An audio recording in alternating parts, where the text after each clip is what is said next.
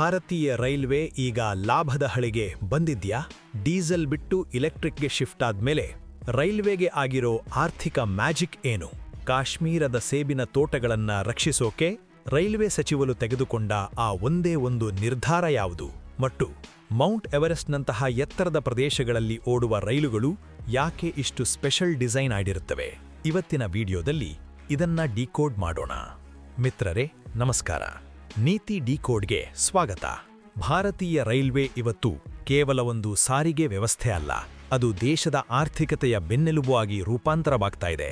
ಇತ್ತೀಚೆಗೆ ಸಂಸತ್ನಲ್ಲಿ ರೈಲ್ವೆ ಸಚಿವ ಅಶ್ವಿನಿ ವೈಷ್ಣವ್ ಅವರು ಮಂಡಿಸಿದ ಅಂಕಿಅಂಶಗಳು ರೈಲ್ವೆಯಲ್ಲಿ ನಡೆಯುತ್ತಿರುವ ಒಂದು ಮೌನ ಆದರೆ ಶಕ್ತಿಶಾಲಿ ಕ್ರಾಂತಿಯನ್ನ ಬಹಿರಂಗಪಡಿಸಿವೆ. ಪ್ರಧಾನಿ ನರೇಂದ್ರ ಮೋದಿ ಅವರ 100% ಇಲೆಕ್ಟ್ರಿಫಿಕೇಷನ್ ಗುರಿ ಇವತ್ತು ಕಾಗದದ ಯೋಜನೆ ಅಲ್ಲ, ಗ್ರೌಂಡ್ ರಿಯಾಲಿಟಿ. ಕಳೆದ 4 ವರ್ಷಗಳಲ್ಲಿ ರೈಲ್ವೆಯ ಇಂಧನ ವೆಚ್ಚ 37,000 ಕೋಟಿ ರೂಗಳಿಂದ 32,000 ಕೋಟಿ ರೂಗಳಿಗೆ ಇಳಿದಿದೆ. ಇಲ್ಲಿ ಗಮನಿಸಬೇಕಾದ ಪಾಯಿಂಟ್ ಏನಂದ್ರೆ, ಇದೇ ಅವಧಿಯಲ್ಲಿ ಸರಕು ಸಾಗಾಣೆ ಪ್ರಮಾಣ 400 ಮಿಲಿಯನ್ ಟನ್ಗಳಷ್ಟು ಹೆಚ್ಚಾಗಿದೆ. ಅಂದರೂ ಸಹ ಇಲೆಕ್ಟ್ರಿಫಿಕೇಷನ್ನಿಂದಾಗಿ ಸುಮಾರು 5,500 ಕೋಟಿ ರೂಗಳು ಉಳಿತಾಯ ಆಗಿದೆ. ಇದು ರೈಲ್ವೆ ಫಿನಾನ್ಸ್ಗೆ ಪ್ಲಸ್, ಪರ್ಯಾವರಣಕ್ಕೆ ಡಬಲ್ ಪ್ಲಸ್. ಕಾಶ್ಮೀರ ಕಣಿವೆಯಲ್ಲಿ ರೈಲ್ವೆ ಸಂಪರ್ಕ ಕಲ್ಪಿಸುವಾಗ ರೈಲ್ವೆ ಇಲಾಖೆ ಸ್ಥಳೀಯ ರೈತರ ಹಿತಾಸಕ್ತಿಗೆ ಪ್ರಯಾರಿಟಿ ಕೊಟ್ಟಿದೆ. ಶ್ರೀನಗರ ಬಾರಾಮುಲಾ ಲೈನ್ ನಿರ್ಮಾಣದ ವೇಳೆ ಸೇಬಿನ ತೋಟಗಳಿಗೆ ಹಾನಿಯಾಗಬಾರದು ಅನ್ನೋ ರೈತರ ಬೇಡಿಕೆಗೆ ಸ್ಪಂದಿಸಿ ಕೆಲವು ಉಪಯೋಜನೆಗಳನ್ನೇ ಕೈಬಿಡಲಾಗಿದೆ. ಅಂದ್ರೆ ಡೆವಲಪ್ಮೆಂಟ್ ಅಂದ್ರೆ ಸ್ಥಳೀಯ ಜೀವನಕ್ಕೆ ಧಕ್ಕೆ ಕೊಡದೇ ಮಾಡೋದು ಅನ್ನೋ ಅಪ್ರೋಚ್ ಇಲ್ಲಿ ಕಾಣಿಸುತ್ತೆ. ಅಷ್ಟೇ ಅಲ್ಲ ಗೆಳೆಯರೆ, ಹಿಮಚ್ಛಾದಿತ ಕಾಶ್ಮೀರದಲ್ಲಿ ಓಡುವ ರೈಲುಗಳು ಸಾಮಾನ್ಯ ರೈಲುಗಳಲ್ಲ. ಎತ್ತರದ ಪ್ರದೇಶಗಳಲ್ಲಿ ಗಾಳಿಯ ಒತ್ತಡ ಕಡಿಮೆ, ತಾಪಮಾನ ಮೈನಸ್ಗೆ ಇಳಿಯುತ್ತೆ, ದ್ರವಗಳ ಹರಿವಿನಲ್ಲಿ ವ್ಯತ್ಯಾಸ ಆಗುತ್ತವೆ. ಅದಕ್ಕಾಗಿ ಇಲ್ಲಿ ಬಳಸೋ ರೈಲುಗಳ ಇಂಜಿನ್ ಮತ್ತು ಬ್ರೇಕಿಂಗ್ ಸಿಸ್ಟಮ್ಗಳು ಸ್ಪೆಷಲ್ ಡಿಸೈನ್ ಆಗಿರುತ್ತವೆ. ಇದು ಇಂಜಿನಿಯರಿಂಗ್ ದೃಷ್ಟಿಯಿಂದ ಅತ್ಯಂತ ಕಾಂಪ್ಲೆಕ್ಸ್ ಟಾಸ್ಕ್. ಈಶಾನ್ಯ ಭಾರತದ ವಿಷಯಕ್ಕೆ ಬರೋಣ. ನಾರ್ತ್ ಈಸ್ಟ್ ಇಂಡಿಯಾ ಅಭಿವೃದ್ಧಿಗೆ ಮೋದಿ ಸರ್ಕಾರ 11,486 ಕೋಟಿ ರು ದಾಖಲೆ ಬಜೆಟ್ ಮೀಸಲಿಟ್ಟಿದೆ. ಹಿಮಾಲಯದ ಕಡಿದಾಳ ಬೆಟ್ಟಗಳಲ್ಲಿ ಸುರಂಗ ಮಾರ್ಗಗಳನ್ನು ನಿರ್ಮಿಸುವುದು ತುಂಬಾ ಕಷ್ಟದ ಕೆಲಸ.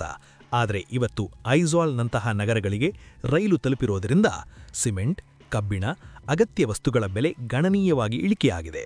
ಇದು ಈಶಾನ್ಯ ರಾಜ್ಯಗಳನ್ನು ಮುಖ್ಯ ವಾಹಿನಿಗೆ ಕನೆಕ್ಟ್ ಮಾಡುವುದರಲ್ಲಿ ಗೇಮ್ ಚೇಂಜರ್ ಆಗಿದೆ. ರೈಲ್ವೆ ಸಚಿವರು ನೀಡಿದ ಇನ್ನೊಂದು ಇಂಪಾರ್ಟೆಂಟ್ ಡೇಟಾ, ಟಿಕೆಟ್ ಸಬ್ಸಿಡಿ. ಇವತ್ತು ರೈಲ್ವೆ ಪ್ರಯಾಣದ ನಿಜವಾದ ವೆಚ್ಚ 100 ರೂಪಾಯಿ ಇದ್ರೆ ಪ್ರಯಾಣಿಕರಿಂದ ಕೇವಲ 55 ರೂಪಾಯಿ ಮಾತ್ರ ವಸೂಲಿ ಮಾಡಲಾಗ್ತಿದೆ. ಅಂದ್ರೆ ಪ್ರತಿಯೊಬ್ಬ ಪ್ರಯಾಣಿಕನಿಗೂ 45% ಸಬ್ಸಿಡಿ ಸಿಗ್ತಾ ಇದೆ. ಬಡ ಮತ್ತು ಮಧ್ಯಮ ವರ್ಗದ ಜನರಿಗೆ ಕಡಿಮೆ ವೆಚ್ಚದಲ್ಲಿ ದೇಶದಾದ್ಯಂತ ಪ್ರಯಾಣ ಸೌಲಭ್ಯ ಕೊಡೋದೇ ರೈಲ್ವೆಯ ಮೂಲ ಉದ್ದೇಶ. ಟಿಕೆಟ್ ಕ್ಯಾನ್ಸಲೇಷನ್ ಶುಲ್ಕದ ಬಗ್ಗೆ ಕೂಡ ಸಚಿವರು ಕ್ಲಿಯರ್ ಆಗಿ ಹೇಳಿದ್ದಾರೆ. ಕೆಲವರು ದೊಡ್ಡ ಪ್ರಮಾಣದಲ್ಲಿ ಟಿಕೆಟ್ ಬುಕ್ ಮಾಡಿ ನಂತರ ಮರುಮಾರಾಟ ಮಾಡೋದು, ಈ ತರಹದ ದುರುಪಯೋಗ ತಡೆಯೋಕೆ ಕ್ಯಾನ್ಸಲೇಷನ್ ಚಾರ್ಜ್ ಅಗತ್ಯ. ಇದರಿಂದ ಜೆನ್ಯುಯಿನ್ ಪ್ಯಾಸೆಂಜರ್ಸ್ಗಳಿಗೆ ಸೀಟು ಲಭ್ಯತೆ ಹೆಚ್ಚಾಗಿದೆ. ರೈಲ್ವೆ ಇಲಾಖೆ ಸಿಬ್ಬಂದಿ ವೇತನ, ಪಿಂಚಣಿ ಇವೆಲ್ಲಕ್ಕೂ ದೊಡ್ಡ ಮೊತ್ತ ವೆಚ್ಚ ಮಾಡ್ತಿದ್ರು. ಇವತ್ತು ಭಾರತೀಯ ರೈಲ್ವೆ ಹಂತ ಹಂತವಾಗಿ ಆರ್ಥಿಕವಾಗಿ ಸ್ವಾವಲಂಬಿ ಆಗ್ತಾ ಇರೋದು ನಿಜವಾಗಲೂ ಹೆಮ್ಮೆಯ ವಿಷಯ. ಇದು reforms plus technology plus long term vision ಇವೆಲ್ಲ ಸೇರಿ ಬಂದ ಫಲಿತಾಂಶ. ಸ್ನೇಹಿತರೆ, ಭಾರತೀಯ ರೈಲ್ವೆಯಲ್ಲಿ ನಡೆಯುತ್ತಿರುವ ಈ ಇಂಧನ ಕ್ರಾಂತಿ ಮತ್ತು ಮೂಲಸೌಕರ್ಯ ಅಭಿವೃದ್ಧಿ ಬಗ್ಗೆ ನಿಮ್ಮ ಅಭಿಪ್ರಾಯ ಏನು? ನಿಮ್ಮ ಊರಿಗೂ ವಂದೇ ಭಾರತ್ ರೈಲ್ ಬಂದಿದೆಯಾ ಅಥವಾ ಹೊಸ ರೈಲ್ವೆ ಲೈನ್ ನಿರ್ಮಾಣ ಆಗ್ತಾ ಇದೆಯಾ? ಕಾಮೆಂಟ್ ಬಾಕ್ಸ್ನಲ್ಲಿ ತಿಳಿಸಿ. ಇಂತಹ ರೈಲ್ವೆ, ಇನ್ಫ್ರಾಸ್ಟ್ರಕ್ಚರ್ ಮತ್ತು ದೇಶದ ಅಭಿವೃದ್ಧಿ ಕುರಿತ ಡೀಪ್ ಅನಾಲಿಸಿಸ್ಗಾಗಿ ನೀತಿ ಡಿಕೋಡ್ ಚಾನೆಲ್ಗೆ ಸಬ್ಸ್ಕ್ರೈಬ್ ಮಾಡಿ. ವಿಡಿಯೋ ಇಷ್ಟ ಆದರೆ ಲೈಕ್ ಮಾಡಿ, ಶೇರ್ ಮಾಡಿ.